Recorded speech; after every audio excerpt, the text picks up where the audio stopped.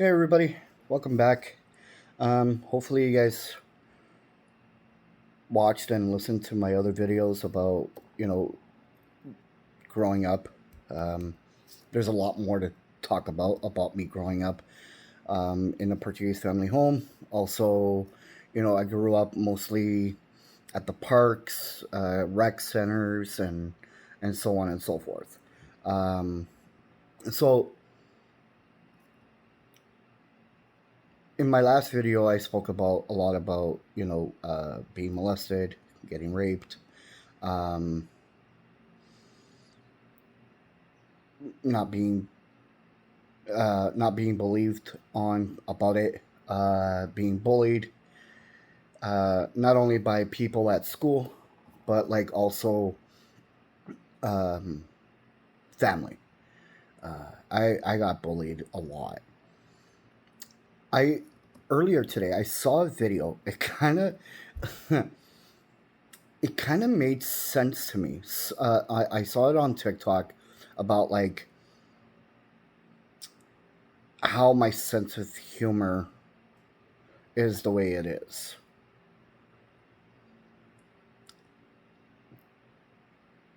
Do I get it from my parents or like, you know, shit like that? And I saw it and I was just like, you know, this person had put it was because she got beat a lot as a child as well, and she put like that was her reasoning of having the sense of humor that she has. And you know what? Come to think about it, I think that's why I also have the sense of humor that I have. It's a little fucked up. Do I care? No. Um, if people can't relate to me or at least try to understand me or understand my sense of humor, then you'll never understand me or get me or, be in the same level as me in that sense. Because, like, again, no one no one knows the the the trauma that was put on me growing up. And now, like, yes, I can cry and I know I can. I really need to be like sometimes it can be really really something stupid and I'll cry about it. um and other things, I can't. Like, I'm sad. I still have like sympathetic, I still have feelings and all of that, but I feel like certain people don't deserve my tears or my me being sympathetic to them, or because certain people just don't give a shit. Also, you can't use your past for everything, meaning like for all the trauma or all the wrongdoings that you decide to do today. You can't use your past about what you're going to do today. Like, you just can't. Because if that was the case, y'all, I probably would have had gone insane. I probably would have had done more things than I should have had done. You know, that no one should ever do. Why? Because, like, I'm not God. I'm not. I have absolutely um, no authority. No, like, I'm not a king. I'm not God. I don't have authority. I don't have any of that. Where if I feel that this person deserves to die or get hurt or whatever, I'm no better than them. If that's the case, if that's who I could have had been. Because honestly, guys, if the amount of times I try to take my own life, I could have had taken somebody else's, but I didn't, obviously. But I did try like multiple times. Again, guys, I try to go through um, the subway, train tracks, the amount of times, like literally a hairline that I could have had been taken out, and I wasn't. Situations that I put myself in, uh, you know, amongst people you don't want to be around or that you shouldn't be around. I've had, a knife to my throat once. Luckily enough, nothing happened. But like, I wasn't scared. I didn't care. I had no reason to care to live. I had nothing really for my life at that time, but I didn't die. Luckily, um, car accidents. Someone above is watching and is watching carefully because one of the accidents that I've been in, I could have been taken out, and I wasn't, thankfully. Um, my dad's beatings, like the amount of times I've got hit with a belt, with a slipper, um, anything with his hands, anything that he can find and he can hit you with it, he will. He would. Um, and something like if it's good and a good whip, it would be one of his preferences to hit us with. The last time I ever saw my dad lay a hand on someone, it was on me, but before that was on my mom. Because both of my brothers already at this point of their lives, they were much older, um, well built, let's just say, and you know, and also too they were the favorites. My dad loved my middle brother because like technology. My brother is very very smart. The oldest one, uh, artist. He this again. My brothers, my both of my brothers are stories are not for me to tell, but if I had just like a tad of their accomplishments or their abilities, man, I would have had gone far with it. Um, my oldest brother takes after my dad, like when it comes to artistic, in drawing, painting, with art. My oldest brother for that is like number one. Like I don't know about now, but like back in the day, just phenomenal. And his writing. My dad was really really good with his words when need be, obviously, and my brother got that from him.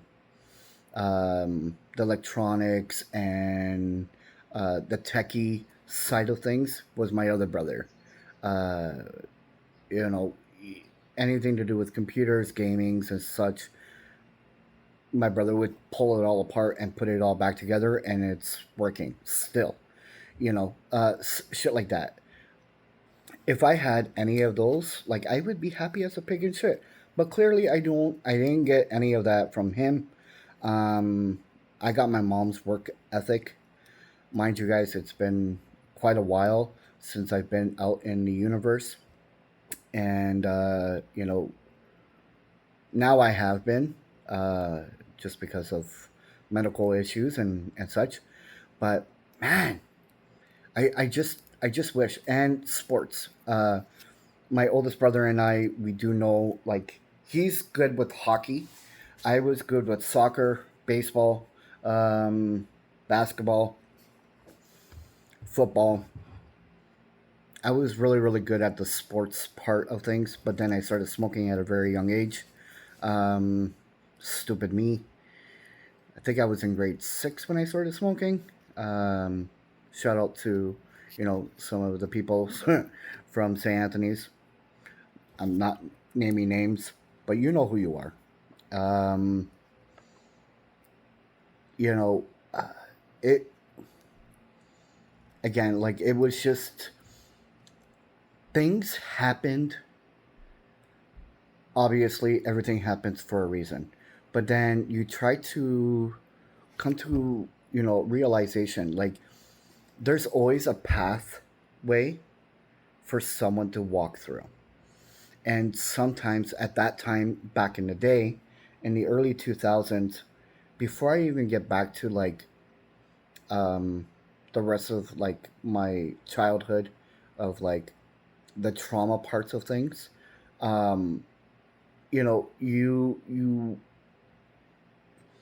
God always gives you a way. The universe also gives you a way of a path where you can do better for yourself. Um, I think I've missed a lot of you know, um, those signals of like, okay, well, you got to go instead of you going making a left, you got to make a right, my dude. Like, just keep going that way. But clearly, I didn't.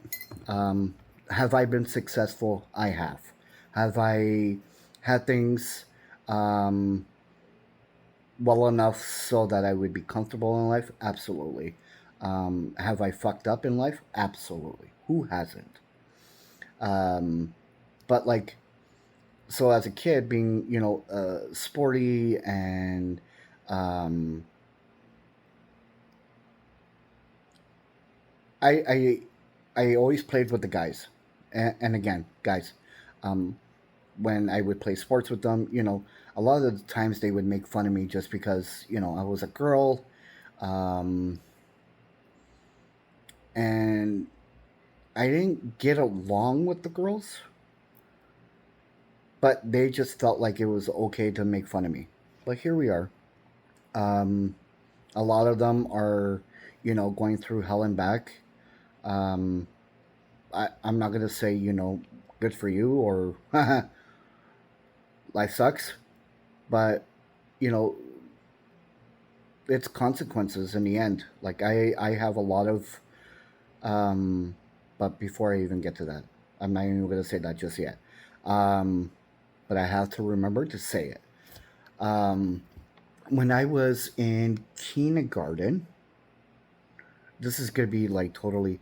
When I was in kindergarten, either kindergarten or grade one, I remember distinctly remembering taking off my shirt, and I started doing the Hulk Hogan and the Macho Man, um, and uh, and Shawn Michaels.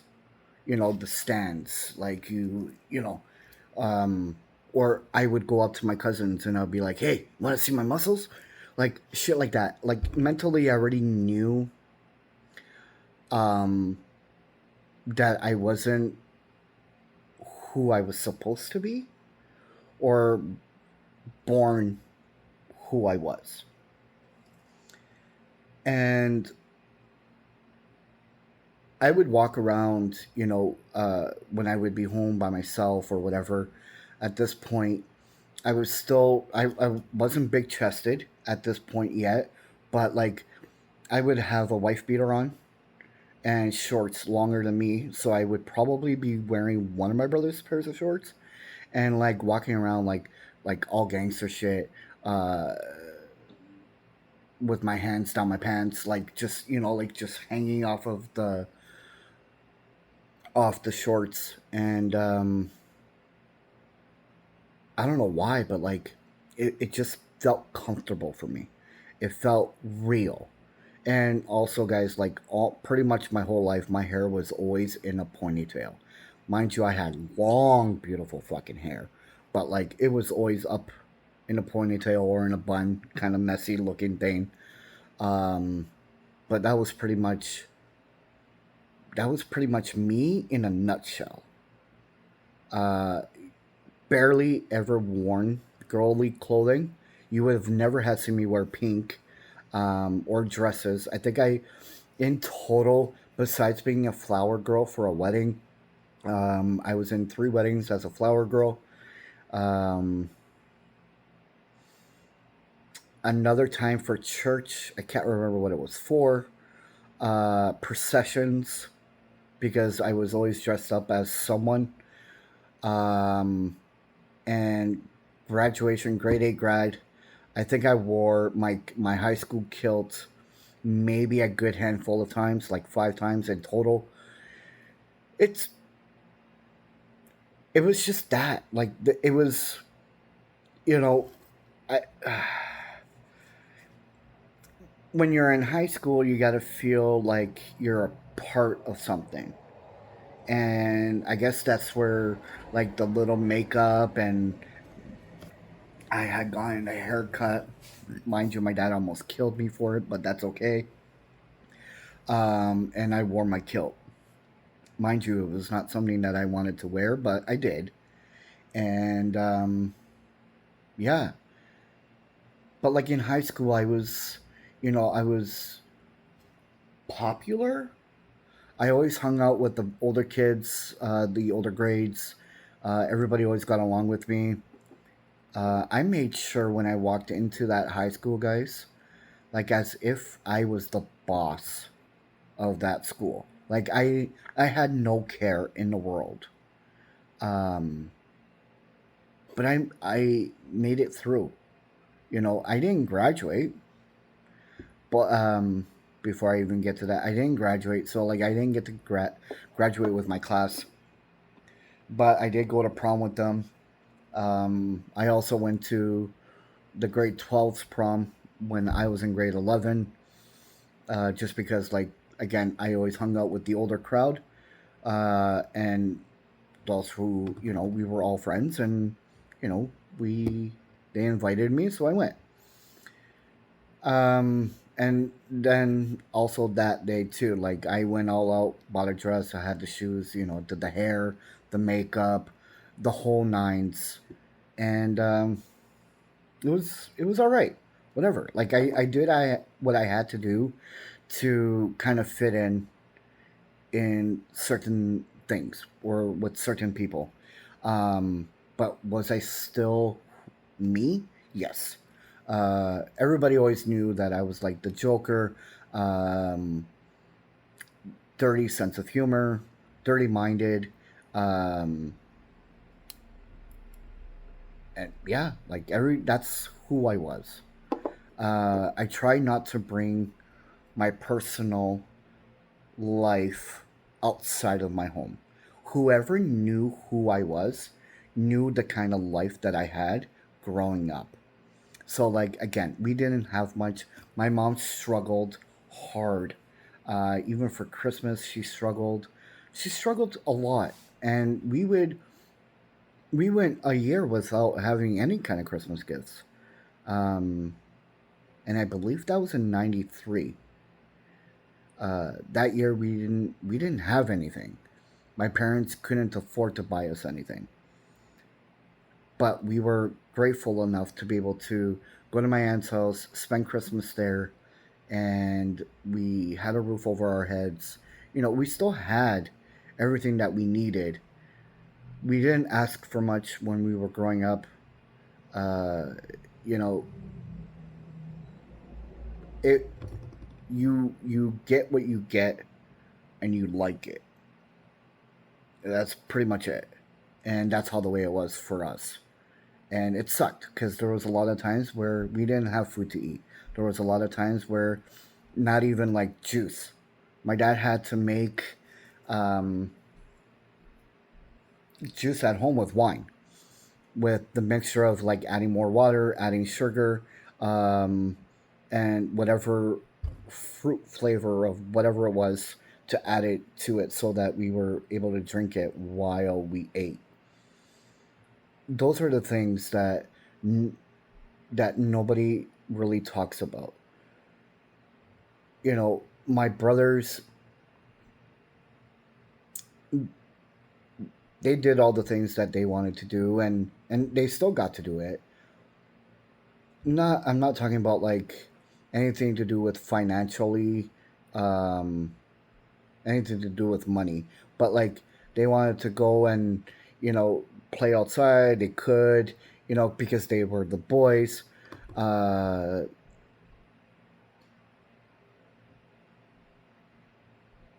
we I won't forget this. We were living nearby St. David's School. I think it was Dewson and Ossington area. and we went to St. David's. My brother Paul and I, um, we would walk to school. But before we would walk to school, we would always meet up with a group of kids that lived a few houses down from us. And somehow we always managed to be able to get something to eat from that house because we didn't have anything. Uh, Again, my mom was the only. Um, no, not just yet. My dad didn't have the heart attack just yet. But like having an alcoholic and all of that, his mentality was this is what he needs and he needs it now. So like as a drug addict, if what you need it now, you go and get it. No way, there's no other way to do it. Um and yeah, so like we would walk to school and we would make sure that we were able to get, even if it was just like a few cookies or something like that, at least, we had something in our system. Um, it was hard. It was extremely, extremely hard, including in the house that we were living in. It was very, very scary. Some people, I think they were living in the back of the house. I can't remember, but they were like loud. My mom was always scared and shit like that. So, luckily enough, we moved from there as quickly as we possibly could have, and we did. But man, it was. I still remember, and which is the worst part because those are the things that I don't want to remember.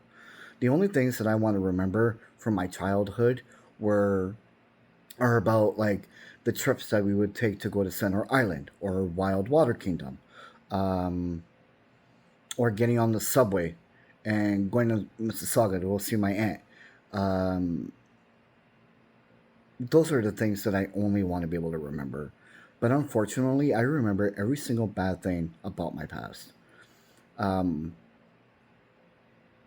and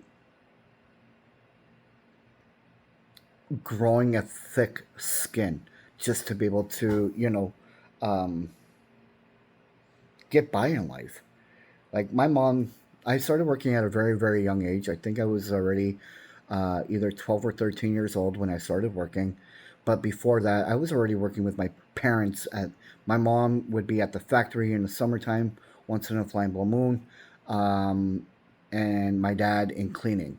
So we would go with him on the weekends to go clean the offices and the baseboards and shit like that. His boss would pay me with his like bunch of change and shit.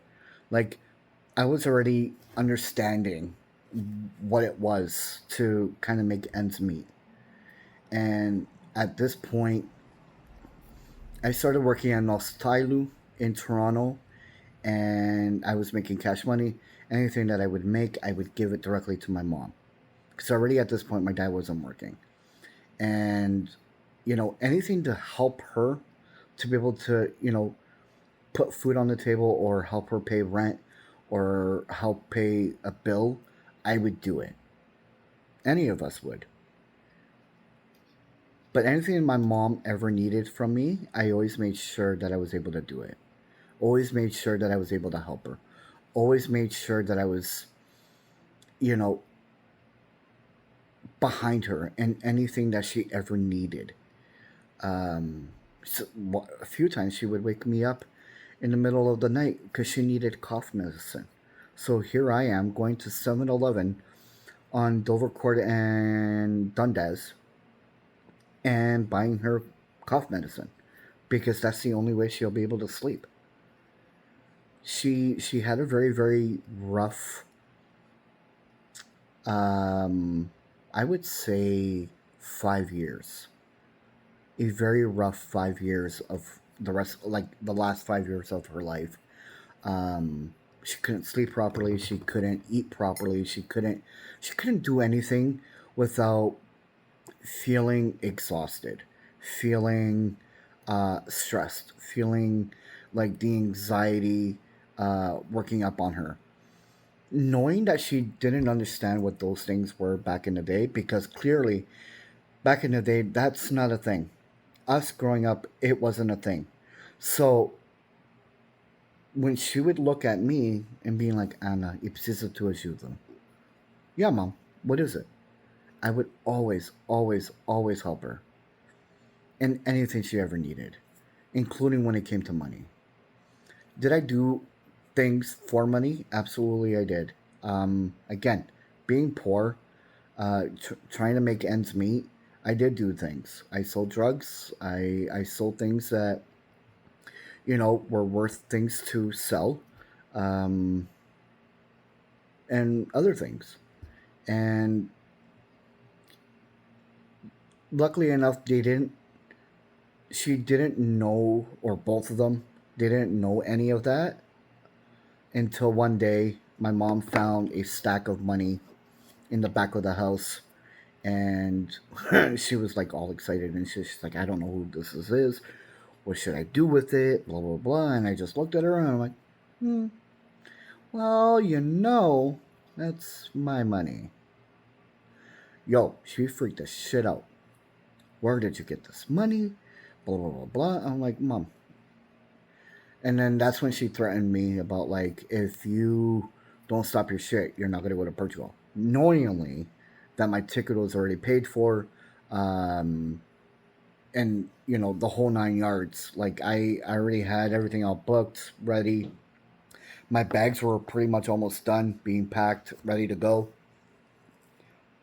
But she just asked me, "Can you just stop doing what you're doing and just leave it at that?" And I did, until a year later, and she passed.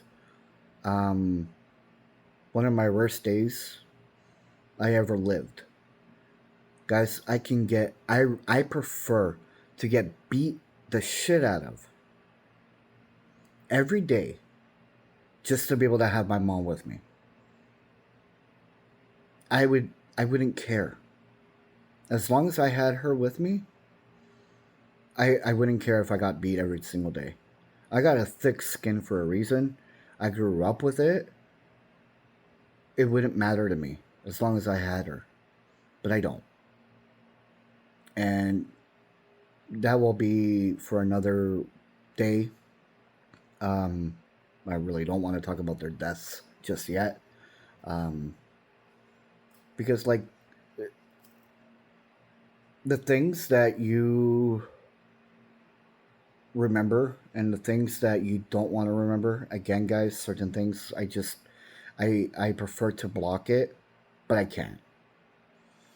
Um, the other memory that I have, and with my mom, guys, again, an amazing woman, inside and out, wore her heart on her sleeve.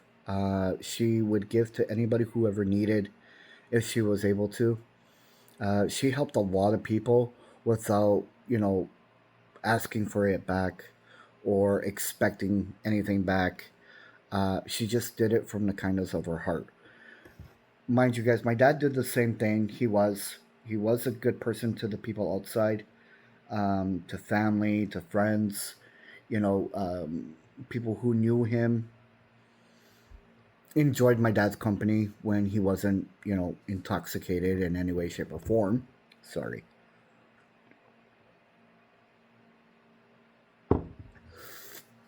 Intoxicated. But so in 2000, going into 2001, when I came back from Portugal, my mother and I decided that we were going to start meeting up every Friday after work, me after school, um, meet up on Dundas and Ossington to be able to go to Novieta, to have a coffee, have a blinga or a tostamista, and that would be our weekly meet, just to be able to talk about things. Um, and I had wished we had started that long before, because having you guys all know this, like, growing up in a Portuguese family home or European family home, it's hard to talk to your parents, including if they're from, you know, the 50s and the 60s. It's difficult. Um, including if, you know, if they're not well educated in the sense of like what's happening today, expecting or accepting, you know, the people in their lives and such. Like when I told my mom that I, you know, kissed a girl, and you know that there's a possibility that I like girls and shit like that, she looked at me and she's like, "Hey, what do you think your madrina is gonna think, or T Fatima?" I'm like, "Huh? That's what you're worried about?" I'm like, "Arlene already knows, and I'm pretty sure T Fatima already knows, so it doesn't really matter." Uh, and I'm like thinking to myself, I'm like, "Huh? What about dad?" She's like, "Never tell your dad. Never tell him." My mom was more accepting of things as she, you know, as time went on.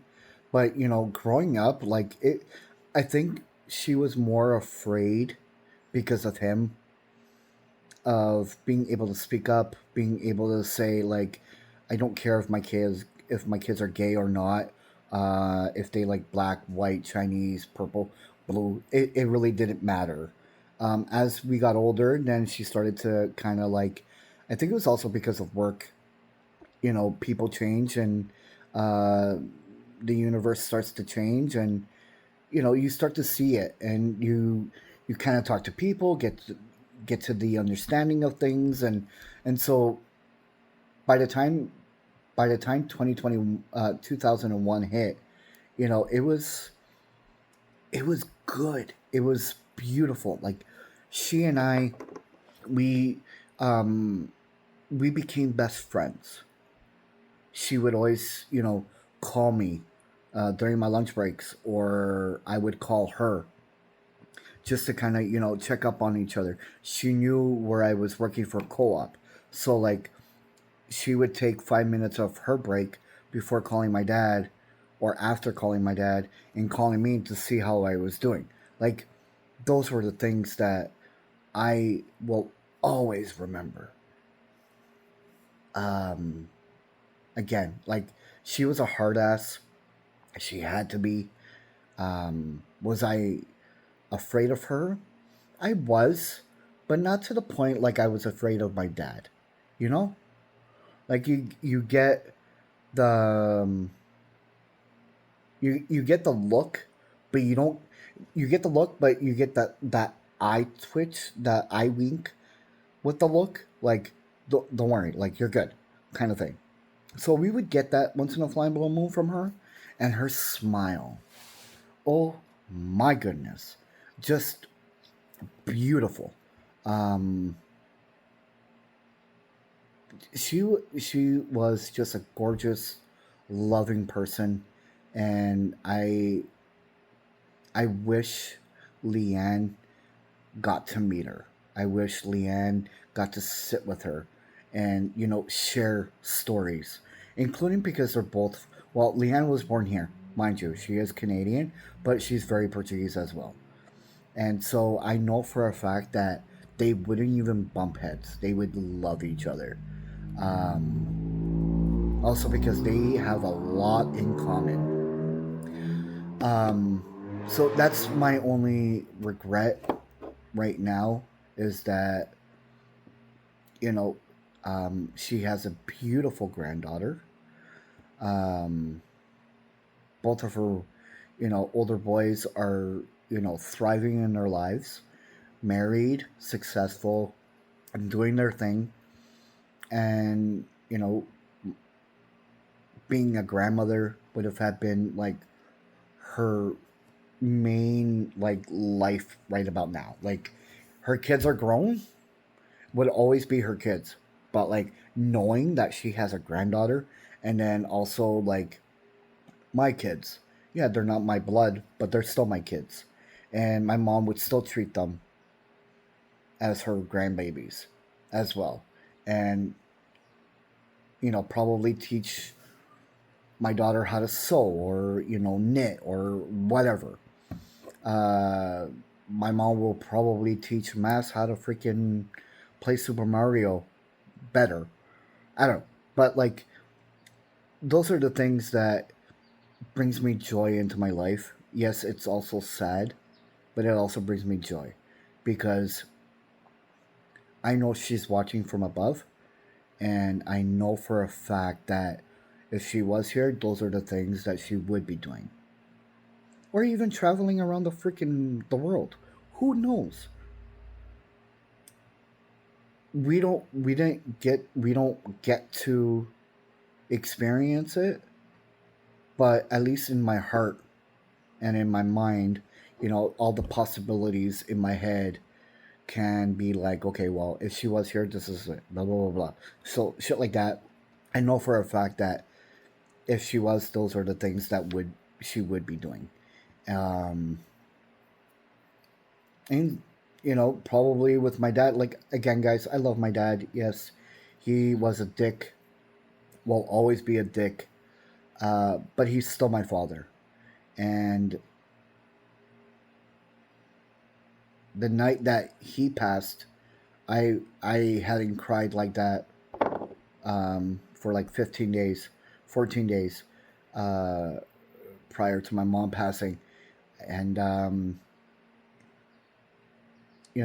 he just looked at me and he smiled and he was crying and kissing my hands and kissing my forehead. And he was he was never the kind to show that kind of emotion, even though like on the week of the funerals and all of that, um not just for my mom but my mom's brother-in-law. uh yeah, he cried, he shed a few tears, and not to say that he's inhuman and he's not emotional, but when you look at a man like that, you don't think emotions ever happen with this man. This guy is just like very still, very stale, still, and what he says goes, and so on, right? Like, but the man had a heart, including the last 15 days of him being alive. He was amazing. He understood. He listened. He he talked to us. He told us stories from when he came to Canada before him and my mom got married, um, with him and his brother and shit. So like hearing all of that was just was just like, where have you been? Mind you, guys, he drank like so many people brought cases of 2-4 of beer, cases of 2-4 to my house almost every single day. The amount of cases of beer that we had in this house was literally able to fill up a whole wall. You were able to build a wall with those cases. Anyways, we made a pretty good diamond out of those cases. But that's just besides the point. He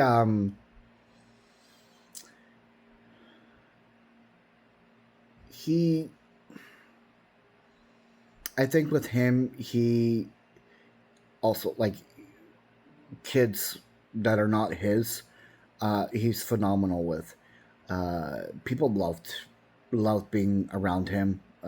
He was good with kids, just not his own. So I think too, like if he was here, Amelia would, my niece would be like the top of his world. Um, my son, same thing, like top of his world, because like this kid loves electronics, he loves the gamings and all of that, and that was my dad as well. And so like when it comes to shit like that, like I know there would be so much going on if they were, either one of them, if they were alive. um it would be happy tears, it would be uh so much laughters, lots of card gamings, playing cards, uh, possibly traveling. Again, guys, the things that cross my mind, the things that were possible, isn't possible, and it hasn't been for the last 25 years. And growing in the last 25 years without them, now that, Now that, guys, is pretty interesting, to say the least. But for now, I have been going on for the last 40 minutes, just randomly talking about like trips, my parents, growing up with them, um, the beatings. I have scars on my back. I've got scars on my legs because of it. Um, I live with them. Again, I have a thick skin, but if I was to receive beatings every single day just to have my mom here, fucking A, I would. But that's just me. But I prefer not. Anyways, I hope you guys all have a good week. I know that this was a lot, and there's a lot of going back and forth, jumping into things, and a lot of it doesn't make sense to you all. Um, but like again, if you guys have any questions, or like I also by me telling you guys all this, I don't tell you. I'm not saying it to get any kind of sympathy.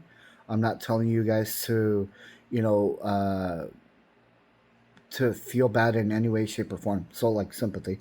I don't. I That's not why I'm doing this. Um, I wanted to write a book, but mentally I won't be able to. So by me talking about it helps, and I prefer to do it this way.